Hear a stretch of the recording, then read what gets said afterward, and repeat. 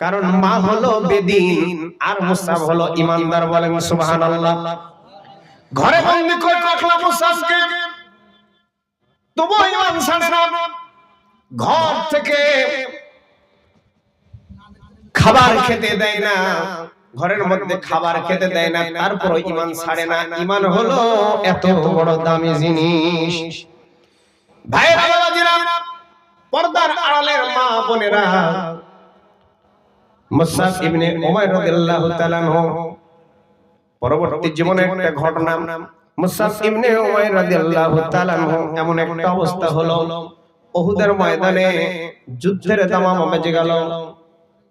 উহুদের ময়দানে যাবে মুসআব ইবনে উমাইর রাদিয়াল্লাহু তাআলা আনহুকে বিশ্ব নবী রাহমাতুল লিল আলামিন বললেন, ইসলামের ঝান্ডাটা মুসআবের হাতে দেওয়া হোক। মুসআব ইবনে উমাইর রাদিয়াল্লাহু তাআলা আনহু উহুদের ময়দানে চলে গেলেন।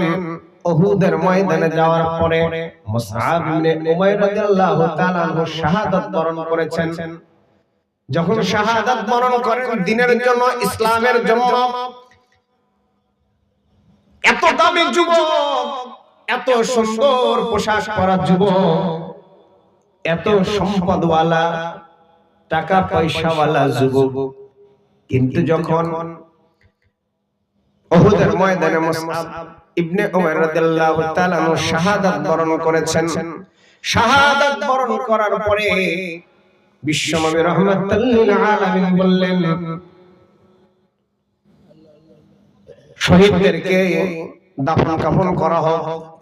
কারণ শহীদের মর্যাদা আল্লাহ রাব্বুল আলামিন এমন দিয়েছেন যে শহীদরা যখন শহীদ হয়, তাদের যেই পোশাক থাকে সেই রক্ত মাখা পোশাকেই দাফন কাফন করতে হয়।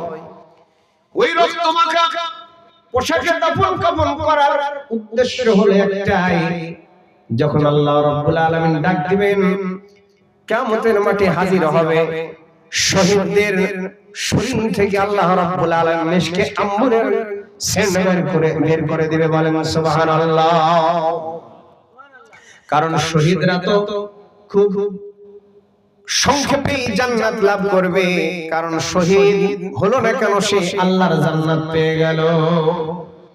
মুসআব ইবনে উমাইর রাদিয়াল্লাহু তাআলা আনহু শাহাদাত বরণ করেছেন। এমন সময় নবী জামাল বললেন, সবাইকে কবরস্থ করো, দুইজন দুইজন করে কবরস্থ করো। যখন দুইজন দুইজন করে কবরস্থ করা হলো, এরপরে নবী জামাল বললেন, সাহাবায়ে কেরাম বললেন, কাদেরকে দাফন কাফন করা হবে? রাহমাতুল লিল আলামিন বললেন, কবরের মধ্যে না বাবা, কোরআনে হাফেজ যারা, যারা বেশি মুখস্থ আছে, যার যত বেশি মুখস্থ আছে তোমরা জানো, যার যত বেশি কোরআন মুখস্থ আছে আগে তাদেরকে কবরের মধ্যে নামাও। বলেন সুবহানাল্লাহ। নবীজি আমার কোরআনে হাফেজের মর্যাদা নবী মুহাম্মদুর রাসূলুল্লাহ সাল্লাল্লাহু আলাইহি সাল্লাম দান করেছেন। কবরস্থ করা হলো। কবরের মধ্যে মুসআব ইবনে উমাইর রাদিয়াল্লাহু তাআলা আনহুকে কবরের মধ্যে যখন শোয়ানো হলো, মুসআব ইবনে উমাইর এত ভালো পোশাক পরা ব্যক্তি, সুন্দর আতর ব্যবহার করা ব্যক্তি, ভালো দামি গাড়িতে পোশাক, ভালো গাড়িতে চড়া ব্যক্তি, অথচ যেদিন মৃত্যু শাহাদাতের পেয়ালা পান করার পরে কবরস্থ করা হলো, তখন মুসআব ইবনে উমাইর রাদিয়াল্লাহু তাআলা আনহুর অবস্থা এমন ছিল যে কাফনের কাপড় প্রত্যেকের গায়ে দিতে দিতে দিতে মুসআব ইবনে উমাইর রাদিয়াল্লাহু তাআলা আনহুর বেলায় কম পড়ে গেল। পায়ের দিকে, মাথার দিকে টানে তো পা বের হয়ে যায়, পায়ের দিকে টানে তো মাথা বের হয়ে যায়।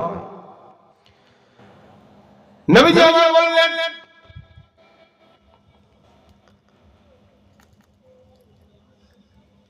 জিকির করেন লা ইলাহা, জোরে লা ইলাহা, লা ইলাহা, লা ইলাহা, লা ইলাহা লা ইলাহা লা ইলাহা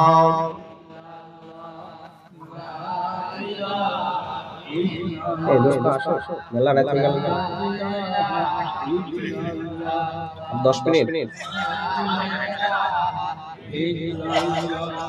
লা ইলাহা ইল্লাল্লাহ জোরে লা ইলাহা লা ইলাহা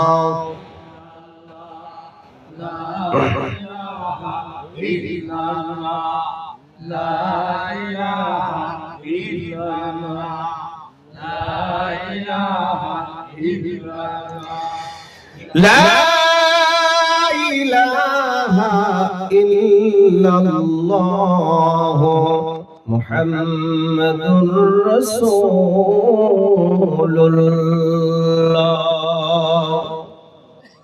সাল্লাল্লাহু আলাইহি ওয়াসাল্লাম।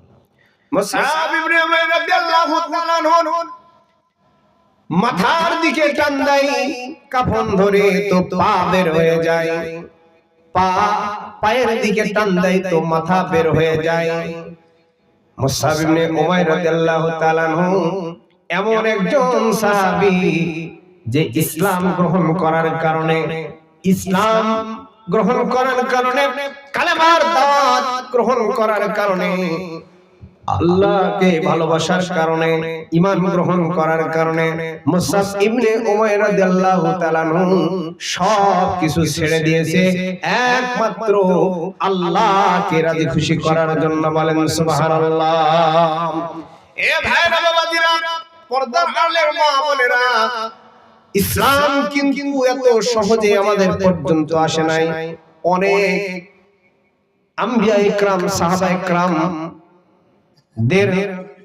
সাহাবা-ইকরামদের রক্তের বিনিময়ে কিন্তু ইসলাম আমাদের পর্যন্ত এসেছে।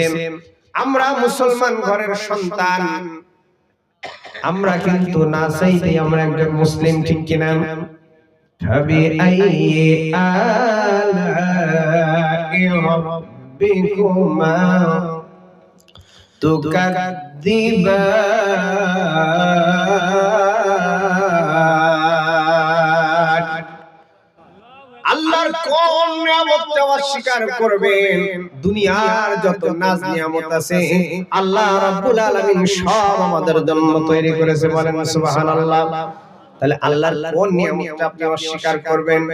যদি আমি আপনি মনে করি আমি একজন মুসলমানের সন্তান, যদি আজকে আমার জন্মটা কোন খ্রিস্টানের ঘরে হতো, কোন বৌদ্ধের ঘরে হতো, কোন নাস্তিকের ঘরে হতো, কোন মুরতাদের ঘরে হতো, কোন বেঈমানের ঘরে হতো, তাহলে কিন্তু এত সহজে আমরা মুসলমান দাবি করতে পারতাম না, ঠিক কিনা? সহজেই আমরা বলে থাকি আই এম মুসলিম, আমি একজন মুসলমান, আমি একজন মুসলিম, ঠিক কিনা? কিন্তু যদি অন্য কোন জাতির ঘরে